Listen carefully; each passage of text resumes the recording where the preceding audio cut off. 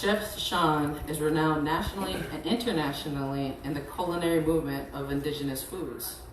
His extensive studies on the foundations of indigenous food systems has led to his deep understanding of what is needed to showcase Native American cuisine in today's world. In 2014, Sean opened the business, the Sioux Chef, designed to provide catering and food education in the St. Paul, Minneapolis area. In 2017, Sean and his team presented the first decolonized dinner at the prestigious James Beard House in Manhattan. His first book, The Sioux Chef, Indigenous Kitchen, received the James Beard Award for Best American Food for 2018.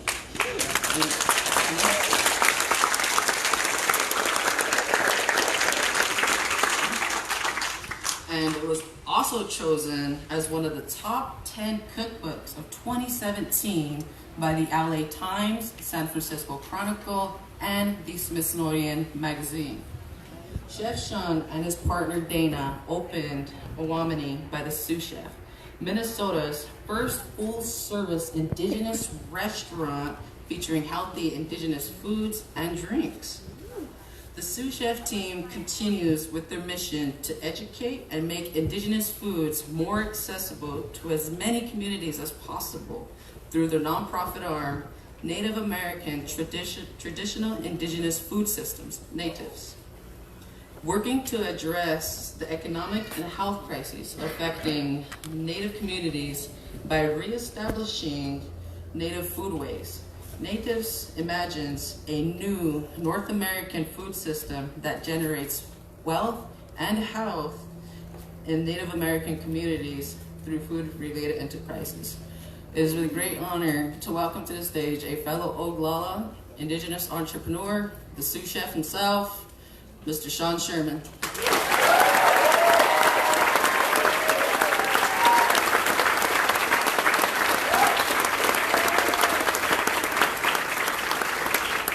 All right. Ihani Washte. Wambli Watakbe Nichiakbe. My name is Sean Sherman, and happy to be here, and I'm glad that the weather's not blazing crazy hot. So today's a little bit of a nice break for that situation. I'm going to talk to you guys about the work that we do, which is focused on indigenous foods and indigenous food systems. I'm a chef. I'm from Pine Ridge, South Dakota, enrolled with the Oglala Lakota Sioux tribe. And I've been working restaurants basically my entire life. I started working in restaurants shortly after my mom moved us off the reservation, and we moved to a little town in the northern Black Hills called Spearfish. And I started working in touristy kind of restaurants. I think the first restaurant job, I was only 13 years old. It was at a place called The Sluice, which was a mining themed restaurant. And I remember they had a mining cart salad bar, and that was like the shtick, you know? But you know, so it's been a long journey. I've just always been around food. Like a lot of kids in the 80s, we grew up fairly latchkey, meaning our parents just made us stay outside till dark, which was somebody. I was teasing my dad because somebody was saying like, oh, he was having a hard time remembering pronouns because like I can't help it. I was raised by boomers or something. My friend was saying it's like boomers didn't raise us; they just kicked us outside. So, but anyways, you know, it was a good life growing up on the reservation. We had a lot of freedom. I always say that we were just feral little kids just running around the plains, you know, and, you know, parenting on Pine Ridge in the 70s was like, where are you guys going? We're like, oh, we're just taking these 22s out to go shoot some whatever. And they're like, well, bring the dogs with you, you know. And so we had a lot of freedom is all I'm saying growing up. And after we moved off the reservation and I started working restaurants, it just kind of started my path. I didn't realize I was going to be a chef later in life. I'd never went to school for being a chef. It was a complete accident. I worked all through high school and college in South Dakota. Then I moved to Minneapolis in the late 90s, and I kept working restaurants. And I moved my way up to a chef in the cities pretty quickly from there. So I became a chef when I was like 27 years old. I was pretty young at the time. And I had a good chef career because I worked for lots of really cool restaurants. I learned lots of different cuisines. I worked for a Spanish restaurant, I worked for French, I worked for Italian, and all those kinds of things. And it was a few years into my career that I had the epiphany of doing what I'm doing right now today. because I realized one day the complete absence of indigenous foods out there, almost completely. You know, as I did a search, I couldn't find any cookbooks really on the subject. I couldn't find any restaurants out there. And it was really striking to me, and just my own understanding. So all my family being born and raised on Pine Ridge, both my parents, all my grandparents, myself, and then realizing I knew very little about what was true Lakota food. You know, I knew a few recipes of things, but I could name maybe 5 or 6 things that I could tell were, you know, that didn't have cream of mushroom soup in it. So I really want to know what were my Lakota ancestors eating, you know, and what were they storing, how were they harvesting, where were they foraging, you know, and all the knowledge that was there to live sustainably, you know, with what's around you. So that was the search. And luckily for me, right out of high school, I worked for the U.S. Forest Service in the Northern Black Hills. So my job was to identify, as a field surveyor, I just had to go out and identify plants. So I had to learn all these plant names when I was 18, 19. And that kind of stuck with me later, because I realized there's so much plant diversity out there that we just don't utilize at all. And especially as a chef, you know, when I had the epiphany, I realized that I could name hundreds of European dishes easily off the top of my head, because that was my education, basically. And that's basically what everybody was doing. So I knew all sorts of French recipes, Spanish recipes, Italian recipes in those languages, and then, you know, not knowing hardly anything about Lakota food. So it just set me on a path to understand all those pieces, and it also just set me on a path to understand kind of what was lost, because I realized that, like, I tried to think, like, how far back would I have to go to where my Lakota ancestors retained 100% of their indigenous education and knowledge base, and it wasn't that far back. It was less than 100 years, because I was born in 1974. And in 1874, my ancestors were still living like they always have. My Oglala ancestors were still living on the plains. They don't discover gold in the Black Hills till 1876. So how did we lose so much information so quickly within less than a century, you know, within just a couple of generations? So it really became a study of what was lost. And that's where I always like to talk about. So I should be using my PowerPoint, sorry. Anyways, there's a cartoon that somebody on NPR did, but it talks about this story, which you can find my talk on TED Talk too, it's a shorter version. But really the focus is indigenous foods. And it's just the awareness that, you know, we have so much to understand about what are true North American foods. As the indigenous storyline has always been completely left out of the whole picture, we have a lot of stuff that we could be learning, you know, and I think it's really exciting, because it doesn't matter where we are in North America, we're always on indigenous land. You know, all of North America's history begins with indigenous history, and we need to realize that. We need to accept that and just keep moving forward. So, you know, as I'm, you know, trying to figure out what was Native American foods and really trying to just get through all this situation, and I started doing these talks. I started coming out and just talking about it, and I started doing demonstrations, and I started making food. So the kind of style of foods that we do is we try to focus on just foods of where we were. So as I moved around a little bit from like Montana and South Dakota and Minnesota, I just started making foods taste like where we were, because that's what indigenous foods would have been. Like, they would have been utilizing all this stuff around us, and if there was native agriculture, utilizing all that, and there was wild game and fish. So we use a ton of proteins, a ton of fish, a ton of birds, a ton of Native American heirloom varietals of like corns and beans and squash and sunflower seeds and chilies and things like that. We use a lot of wild foods, of course, because there's so much out there. We cut out colonial ingredients of things that didn't exist here not that long ago. So we removed things like dairy, wheat flour, cane sugar, beef, pork, chicken, because all those things were introduced and they didn't even exist here not that long ago in the human span of history. So, and it makes it really healthy, you know, because we're basically gluten-free, dairy-free, sugar-free, soy-free, pork-free, all that. Just not free, though.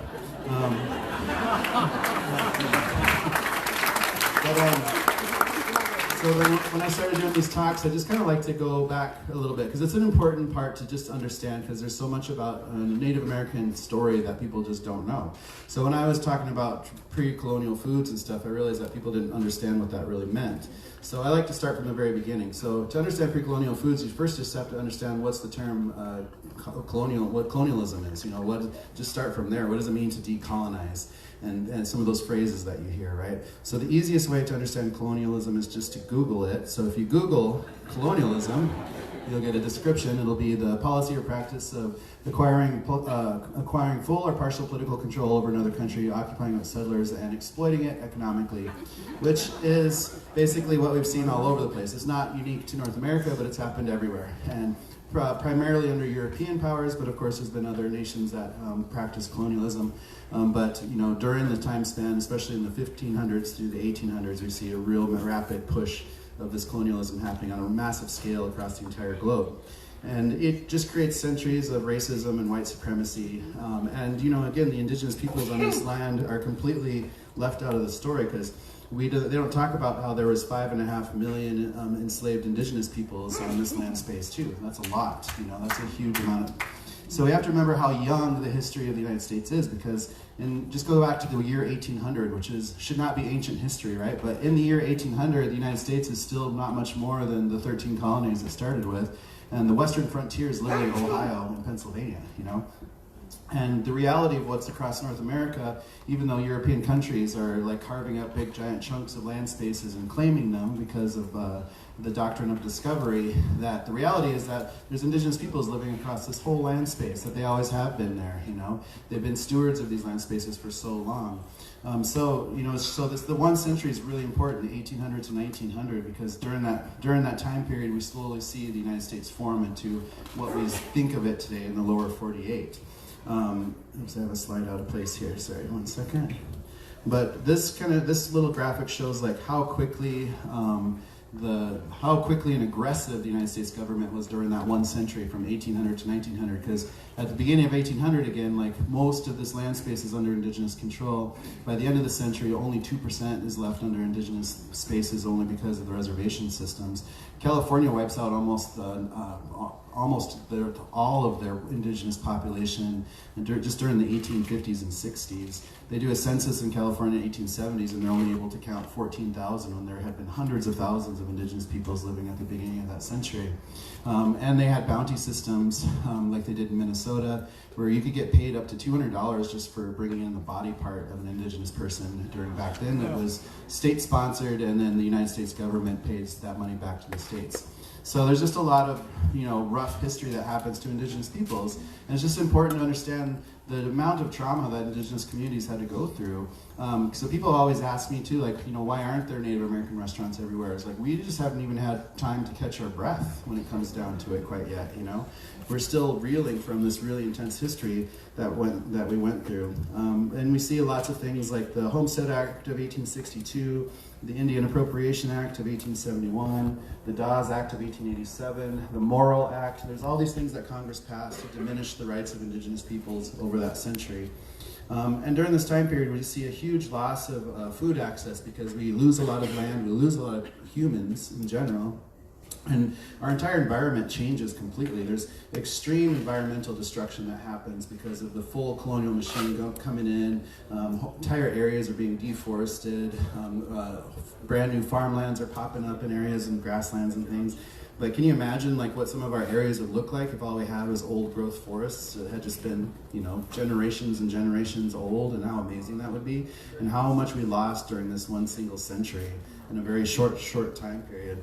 And for indigenous peoples who were advanced with lots of agriculture all over the place, because agriculture starts from the bottom of Mexico, it shoots all the way up the Mississippi and Missouri River valleys throughout through that whole area, all the way to the East Coast into parts of Canada, and just basically takes over half of what we know today as the United States. And there's just so much amazing stuff out there. But our very first president, George Washington, one of his very first acts in retaliation to some of the tribes siding with the British, is he sends out General Sullivan with the orders to completely devastate and wipe out all the settlements of indigenous peoples in the Northeast. So General Sullivan takes off and does just that over one single summer in 1779, and wipes out and pushes everybody. So at the end of that summer, he writes back to George Washington and says, "I fulfilled the duty. There's not a single Indian on this side of Niagara." And there's lots of documentation of that particular situation where they're talking about burning like huge towns and 6 mile by 6 mile farm fields and all sorts of really advanced just townships and living situations, you know, and they just completely tear it down. The United States government realizes right away when they remove indigenous peoples that they could take over those land spaces, parcel them out, commodify it, sell them, and the United States makes a ton of money off of all of this stolen land space. On top of that, they're utilizing stolen indigenous peoples from Africa to help build so much of this wealth at the same time. So some of the tribes out east, especially the Haudenosaunee, their word for U.S. president literally translates to town destroyer, and that's just the way it is. And we just see so much aggressiveness across the board. Throughout the 1860s and 1870s. In Minnesota, the Dakota people tried to rise up and fight because all of the treaties that they were granted, nothing was happening. They just kept losing more land. The game was disappearing because of too many people coming in, and they were having a struggle, you know. So they rose up, they fought, and they were fairly quickly defeated. And then in 1863, the United States government passes the Minnesota-Dakota Expulsion Act and the Minnesota Ho-Chunk Expulsion Act, kicking both of those tribes out. Even though the Ho-Chunk had nothing to do with that battle, they were just native and sitting on really beautiful farmland. So they both got kicked out. They were put onto that reservation. Oops, I don't know why it keeps doing that. They were put onto this concentration camp, which is this picture right outside of Minneapolis on Fort Snelling, right along the river. And then they're forced down the Mississippi River on boats, and then forced up the Missouri River, and then they're put on trains to a newly formed reservation called Crow Creek, which is where my mom's family comes from. And half the people die on that one single boat ride out there anyways, and it's just a mess, you know. And again, they're just out of sight, out of mind, basically, and that's how reservation systems have been for a long time, you know. It's just like modern day segregation is still very active and alive right now today. And we have families and people, and there's things there, but still, like, it's just a really different kind of situation. And you know, the more aggressiveness happens in the 1860s because of the bison situation, because the United States government, you can read a whole bunch of transcripts of Congress back then of all these debates of what to do with Native peoples, because there's so much deep racism. Most of the Congress people just wanted to wipe out all Native people completely, you know. But then they decided that was actually way too costly, so they started thinking about other methods, and one of the methods they came up with was taking away one of the main food sources, which was the American bison. So over quite a few summers in the 1860s, and they just started like paying hunters to come out west and just take out as many bison as possible. And it's all state sponsored, and you can find all these things that just say, like, one hunting camp, you know, 16 hunters reported killing 28,000 bison in a single summer, and that's just one group of hunters when there was hundreds or thousands of them out there. So when the United States government does a survey of how much bison was out there originally, it was in the hundreds of millions.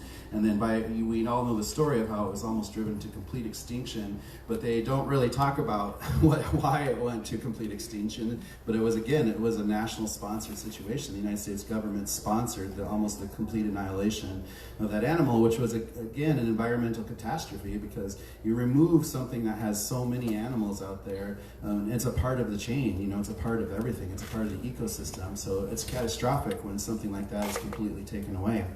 And it's just a really, again, deliberate and intense situation focused directly against indigenous communities to weaken them, which it totally did. And as Lakota, we have stories of when the bison disappeared, and trying to understand what that situation was, and trying to understand a deeper, bigger meaning, and trying to understand when they would return, and there's stories around those situations, you know.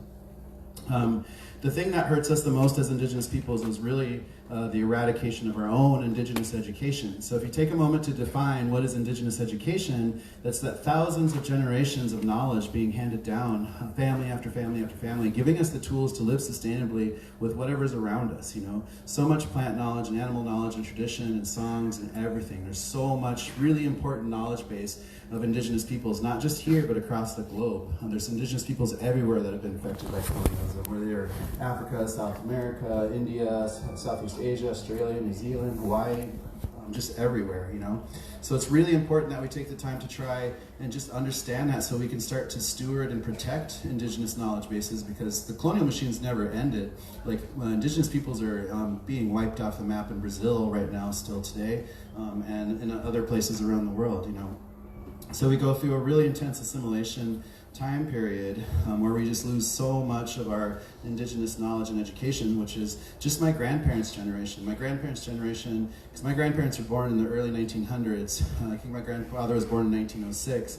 And they're not even citizens until 1924, you know, but they're forced to go through really intense assimilation efforts, especially with the boarding schools, which we know there's so much more story to that than we know about. You know, there was a huge report that just came out with Deb Holland about this, and there's even more to uncover, and we've heard about the residential schools in Canada and how intense it is and how many bodies they're finding in unmarked graves all around these things, and they've only searched a few of them, and thousands of bodies have been discovered so far.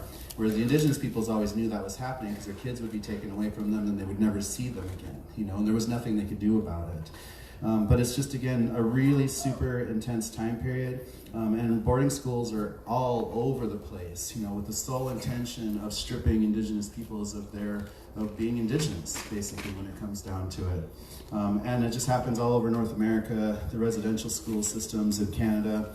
I like to show this video. It's really intense, but in Ontario, I believe it was a couple of years ago, right before the pandemic, they did a ceremony to try, and they put the name of every single child they could find on a banner, and then they did a ceremony for that. And then later they started searching those grounds and discovered that there was hundreds more, so possibly thousands more.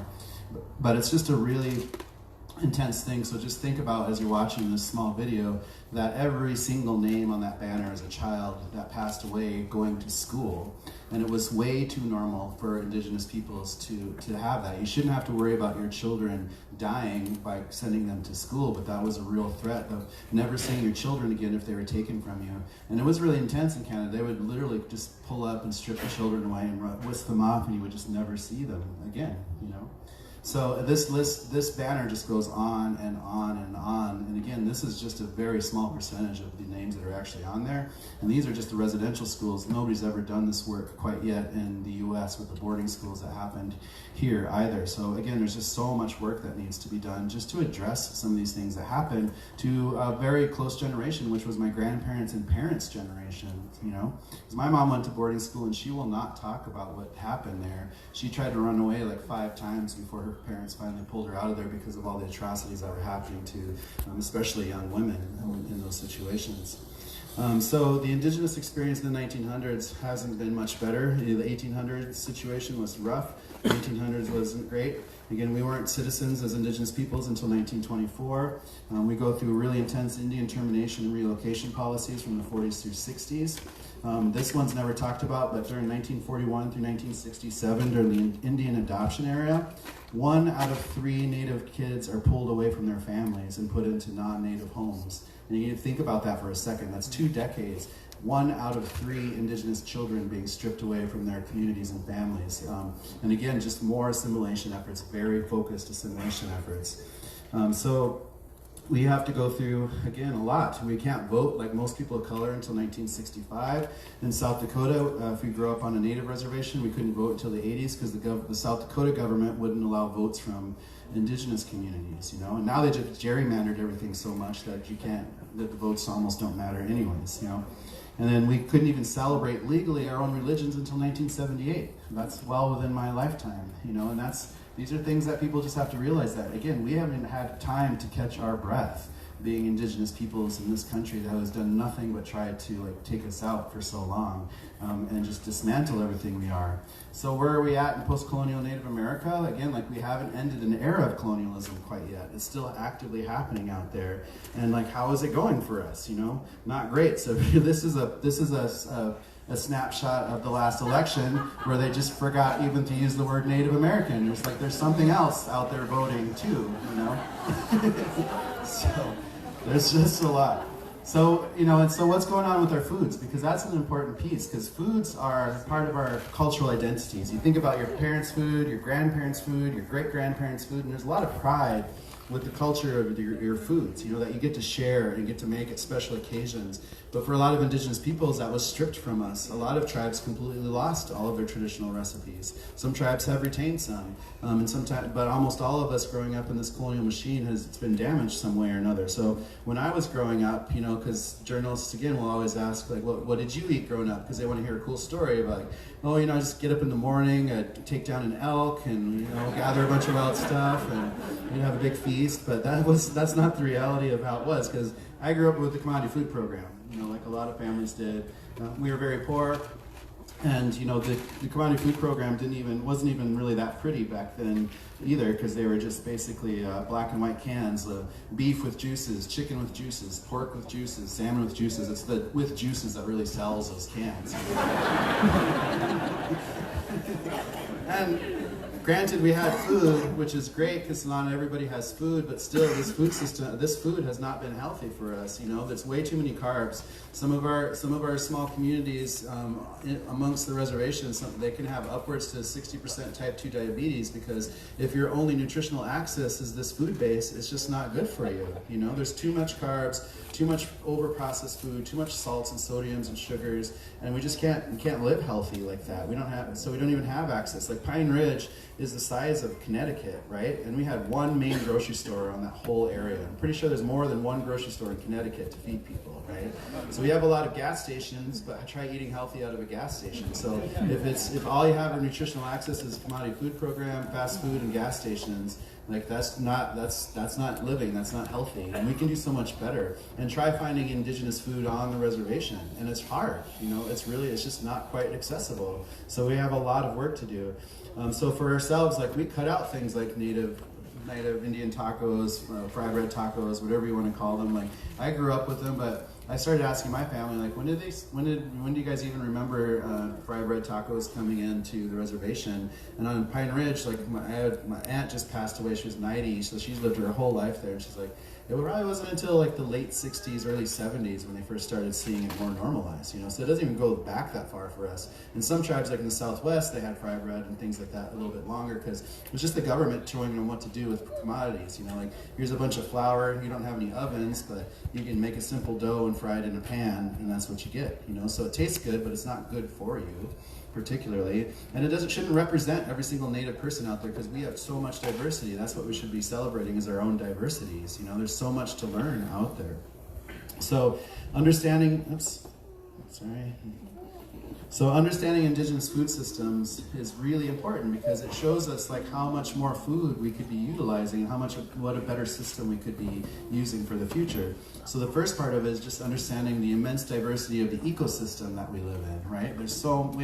North America is huge, and there's Arctic and tropics and deserts and mountains and plains and forests and all sorts of stuff. You know, there's all sorts of different plant diversity, animal diversity, and human diversity out there. You know, and it's just important to think about that stuff as you're out there. There's a whole world around us, and the Western diet has barely even skimmed that surface. You know, it's just ignored it for the most part. So when you want to understand indigenous diversity, one way to look at that is through language maps. So if you look at this language map of North America, you can start to see like how much crazy diversity is there. Just knowing that those huge color blocks are also very generalized. Like there's other languages and dialects and things in there, because they're very fluid. They're not like hard colonial lines, you know. So it's really important, because we have 634 tribes in Canada, 576 in the U.S., and 20% of Mexico identifies as Indigenous, which is a huge population, you know. There's a lot of people down there and just around North America. So there's so much Indigenous people still alive today. We're still here.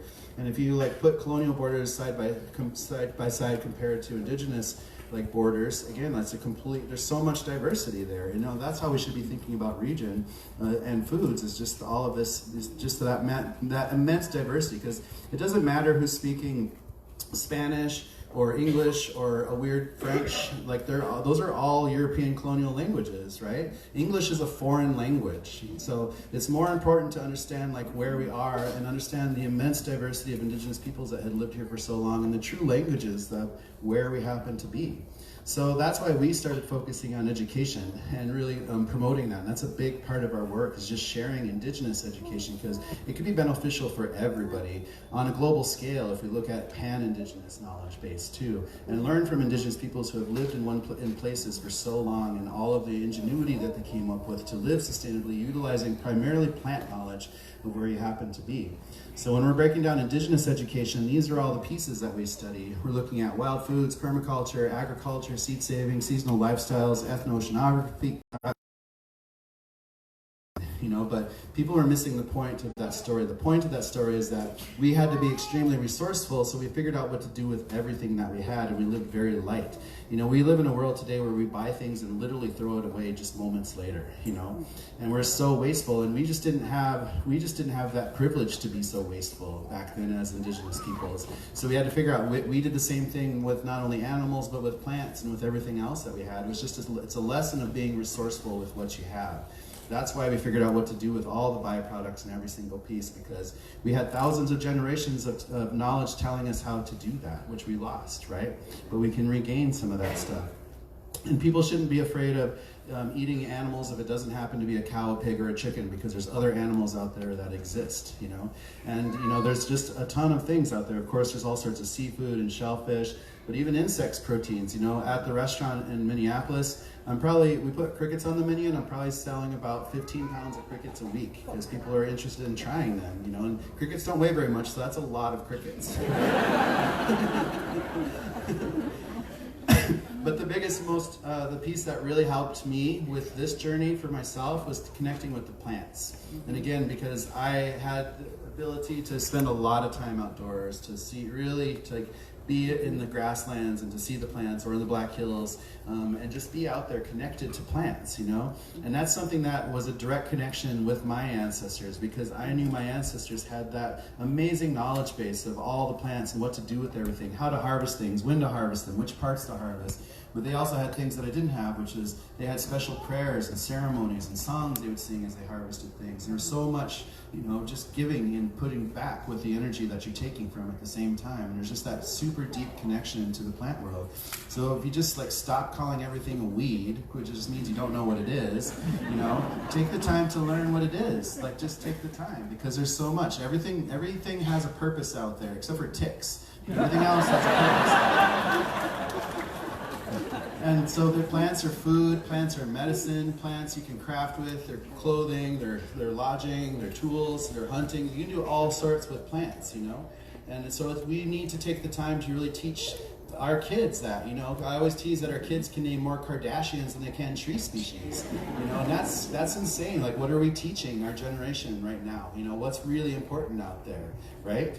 Because this should be so simple to know what tree is what right there. How many people could just look outside and name the trees? Not very many of us.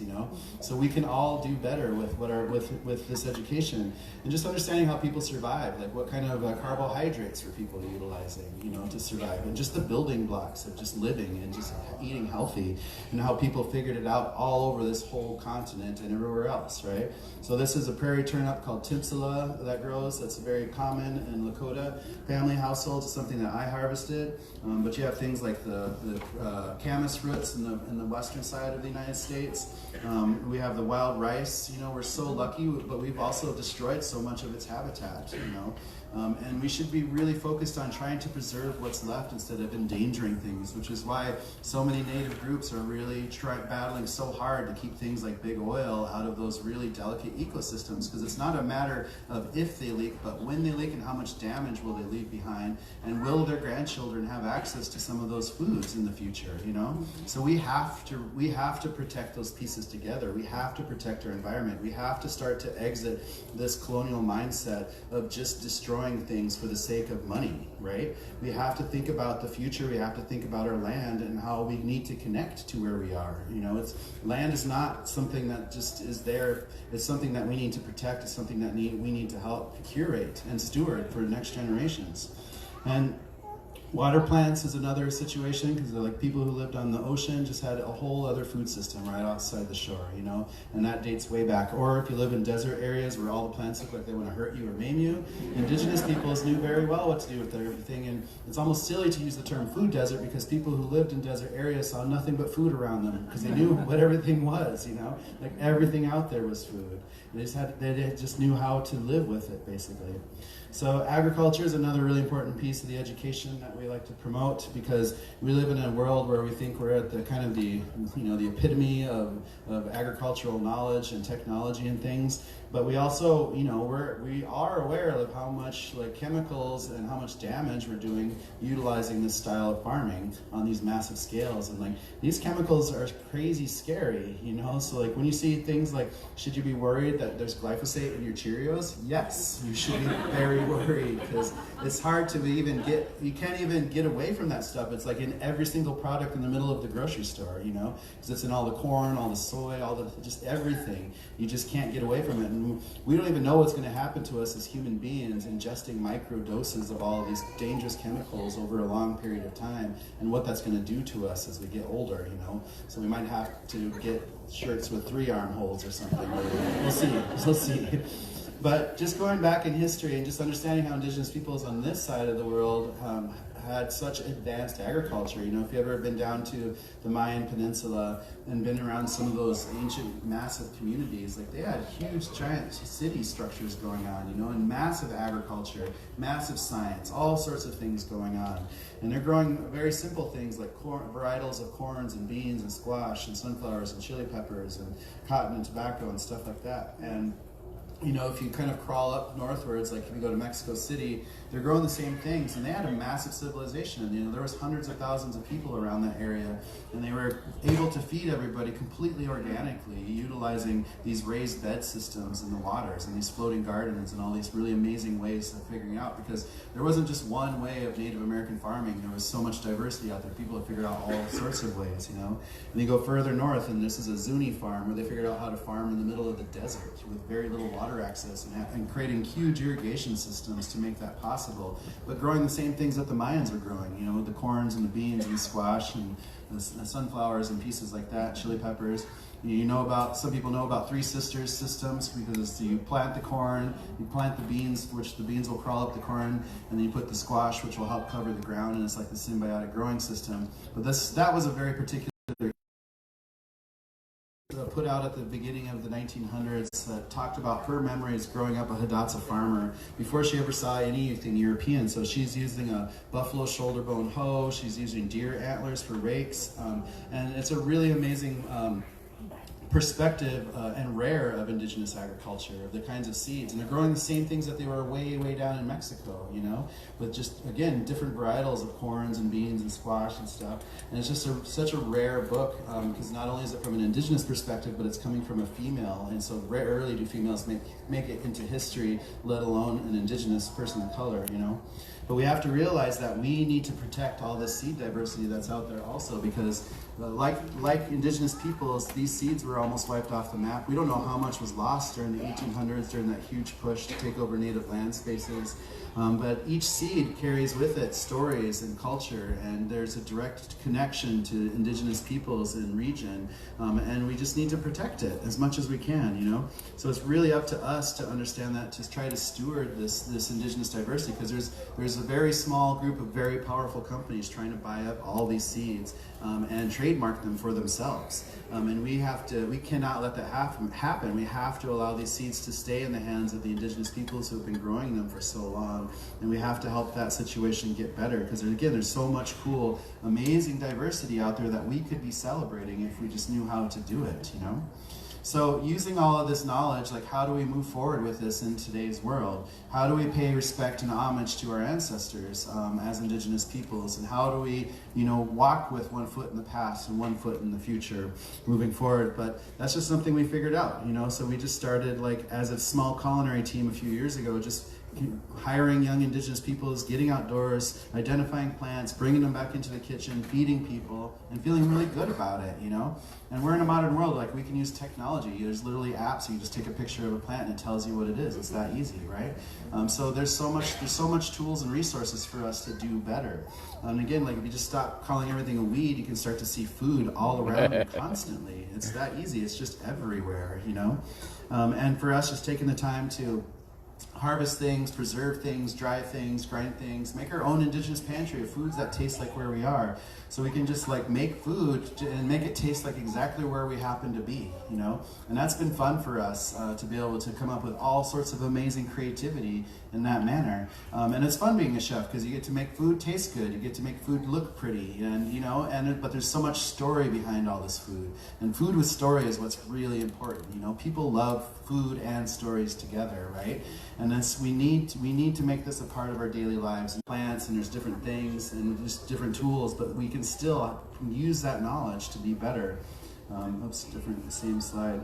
But again, there's just so much flavor because this is a picture of like rabbit, cedar, cranberries, maple, wild rice. Like you can literally stand in one spot, look around, and see all those pieces right there. And the food is going to taste really good. You know, it's going to be really good. Sorry, my thing keeps doing that.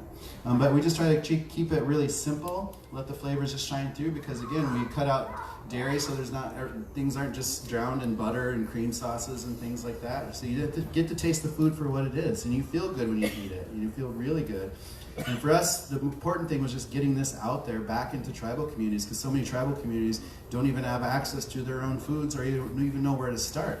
You know, so we wanted to build a support system for that situation, and just reclaim a lot of our Indigenous health and culture through food, because food is the language that we like to use. It's a language that we all share. Like we all need food, and when you try somebody else's food, it really helps you give some insight and empathy towards them, you know? So it's just really important that we understand how we can share food together. So we started coming up with businesses and showcasing that this was possible. So we opened up a food truck called Tatanka Truck early in 2015, and we were doing just this, again, just selling only healthy Indigenous food, unashamedly, you know, because we felt responsible as chefs to feed our customers only healthy food, you know, but we weren't calling ourselves a health food restaurant, just that our Indigenous foods are so perfectly healthy for us. We can all feel good about it, you know, and it's like what every diet's trying to get to, and it's just right there. It's just right there for us. So I started my company, the Sioux Chef, in 2014, and then I moved to working towards a nonprofit, which we opened in 2018. So Indigenous Food Lab is, NATIFS is the nonprofit. It's an acronym for North American Traditional Indigenous Food Systems, and we focus on two main pillars, which is creating access to Indigenous education and creating access to Indigenous foods. And we're basically using what the U.S. government used against us by removing us from our foods and removing us from our own education. We're pushing back on those two fronts because they can be the most powerful and impactful for us. So we're doing all this under our nonprofit kitchen, which is called Indigenous Food Lab, which is in Minneapolis. Indigenous Food Lab is in a small kitchen space. It's a pretty decent sized commercial kitchen. We moved in right as the pandemic started, and then we just had to sit there and wait like a lot of people, because who could have guessed the entire restaurant industry would just like collapse overnight, right? And then as we were waiting, a few weeks later, George Floyd incident happens just a few blocks from our kitchen, and we were on the main street where a lot of the social uprising happened, and basically every single building around us was burned to the ground. So we started actually activating some of our team. We started doing a lot of food relief back then. We were doing 400 meals a day to start, and then we think we were maxing out about 10,000 meals a week, sending really healthy Indigenous foods to 9 out of 11 reservations across Minnesota. Just because we could. We're just trying to do anything we could to help during a very trying time. Thank you.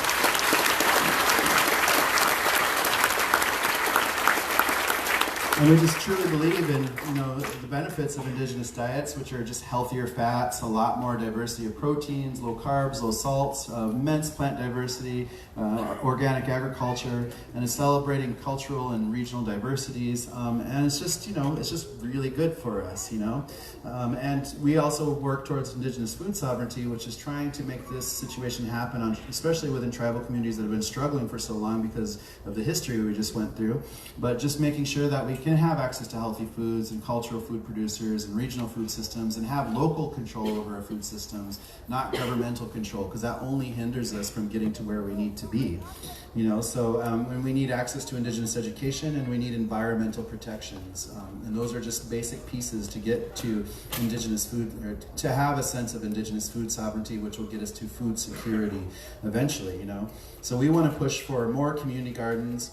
We really believe in permacultural landscapes because we can landscape any way we want to. So why not just put food everywhere, right? Yeah. Just put food all over the place because lawns are fucking stupid, right?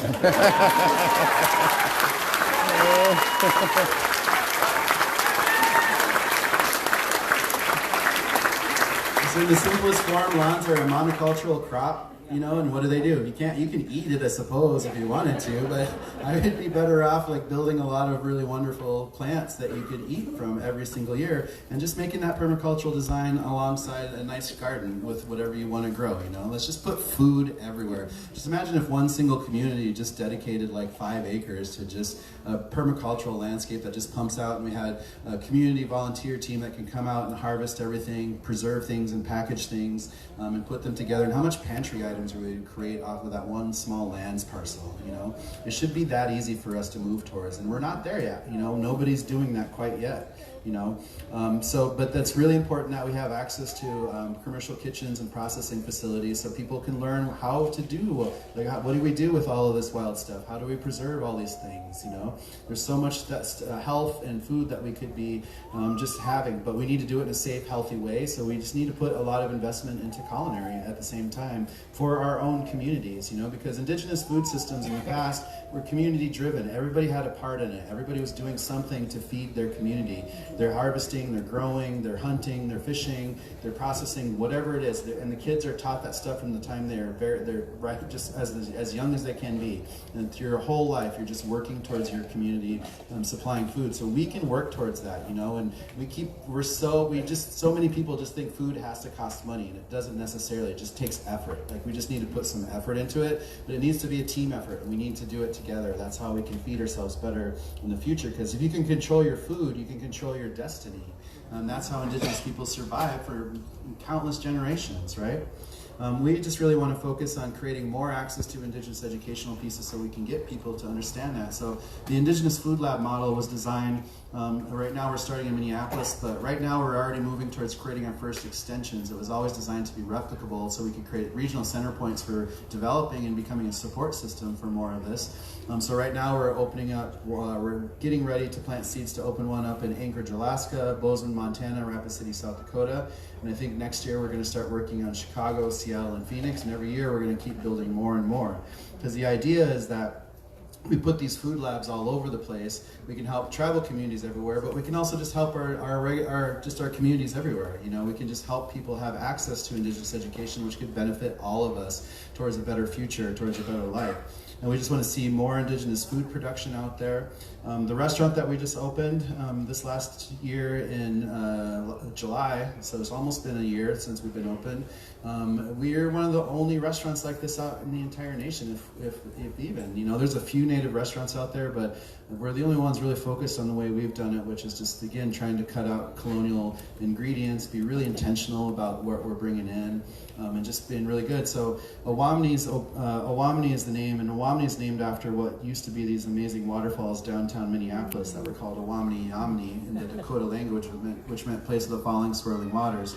And our restaurant sits on the side of the river where there was a Dakota village there, and it was such an important place because it was a place where people could portage and cross the river, which, Mississippi's big, and there was all sorts of islands with different special uses and things and meanings, and it was a really sacred space, and we feel so lucky that our first restaurant project ended up right on that very sacred land space. And we were able to, because we named it Owamni, that was the short name for that place, so we basically just took that namespace back of what is now downtown Minneapolis.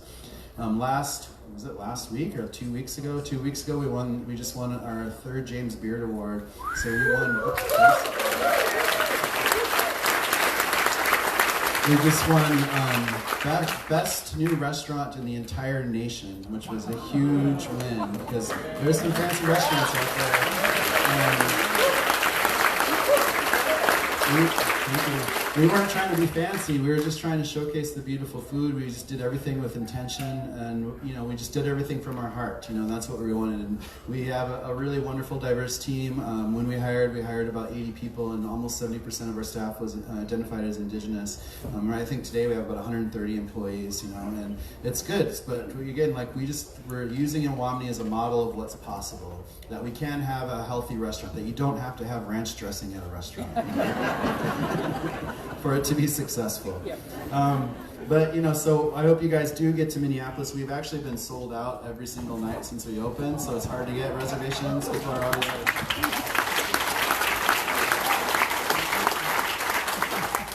are always like, how do I get a reservation? I just have to say, I don't know, I was just born on one.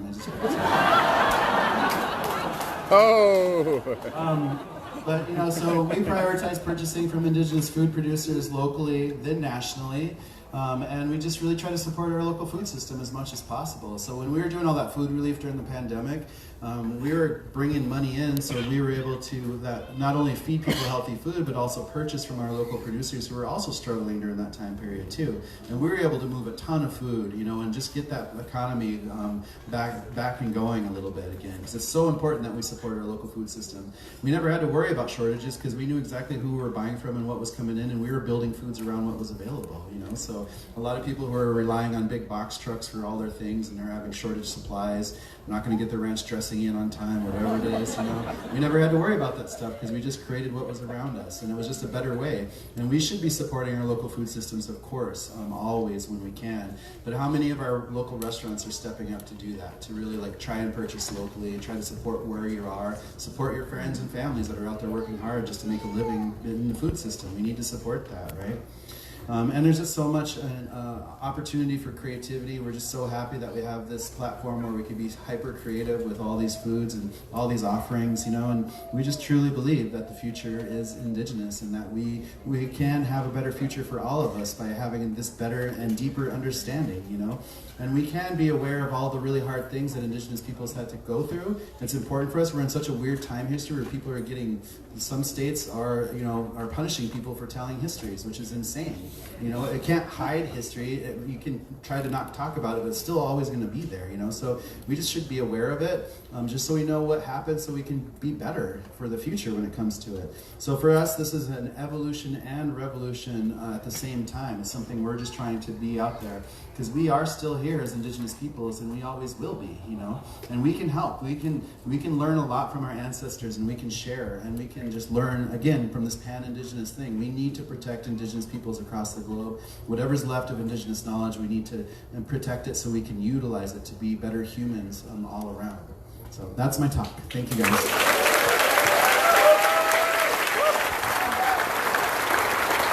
Thank you.